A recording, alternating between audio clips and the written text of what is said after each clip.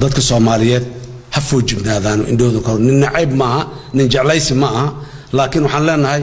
dadka mas'uuliyadda loo dhiibaayo oo dalka iyo danihiisa lagu aaminayo ha laga fiirsado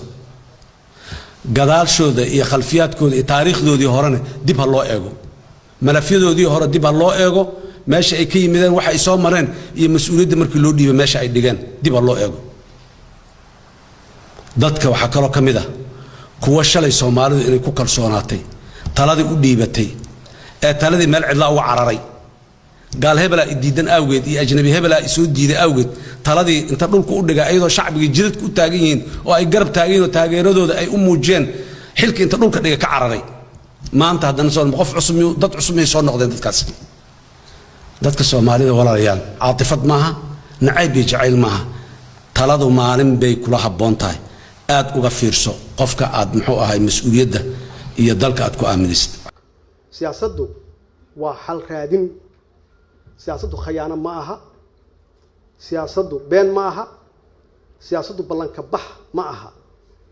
ميل أدون كجرتنا ملها أدون كنا كمجرته دين الإسلام كنا مقبو قف انتاد بين أشيكته هذا قبحنا وعيبوي رقم كاس رقم في عن معها محايا لي مدحوينه وحل الرواء إنه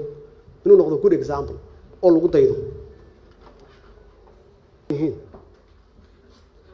waxaan bedelaynaa dhaqankii siyaasadeed ee malaayiin dollar lagu baabi'iyay mooshin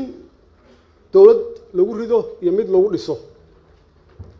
waxaan ognahay waa caado xumo waxyaabaha dawladdan 16 sano la dhaqaaqi weyday waxaa ka mid ah isbedel aan macno lahayn dawlad kasta oo timaada oo aad doorataan waxay uga tagtaa meeshan iyadoo howlo qabyo ka ah waxay uga tagtaa 3 ra'iis wasaare iyo sanad walba in dawlad cusub la keeno marka hal sano see wax loogu qabanaya marka waxa loo baahan yahay in arintaasi wax badan laga bedelo dhaqanka ugu xun oo siyaasadeena ku jira wuxuu yahay qoos in la qoosto oo la yiraahdo meesha wax laga ma qaban karo xaaladan way adag tahay shacabkan dawlad ma rabaan xaqiiq ma aha problemku shacabka ma aha problemku golaha shacabka ma aha problemku waa madaxda la doorto weeye oo dadka qoos gaarsiiya waxaan bedelayaa dhaqankii siyaasadeed ee madaxda dawladda caado ay ka dhigteen in safarro aan loo baahnayn lagu sii socdo oo waqtiga iyo hantida qaranka lagu lumiyo waa caado xun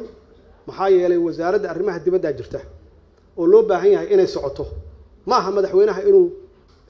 bishiiba 3 jeer baxo ma aha saas darteed waa in la joojiyo dhaqankaas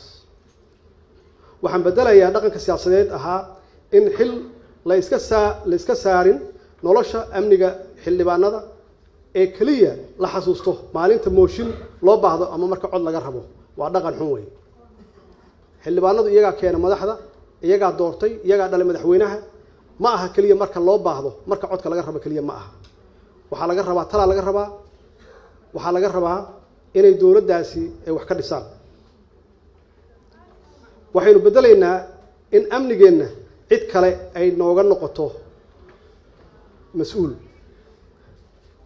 macnaheedu waxa weeye wiilasheena dhalinyarada ah oo askarta ah ma hanan karaan mas'uuliyadda amniga waxaan aaminsanahay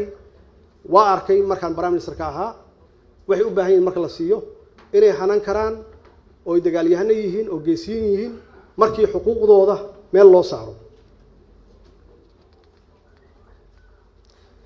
waxaan bedelaynaa oo kale haddii aad fursad siisaan oo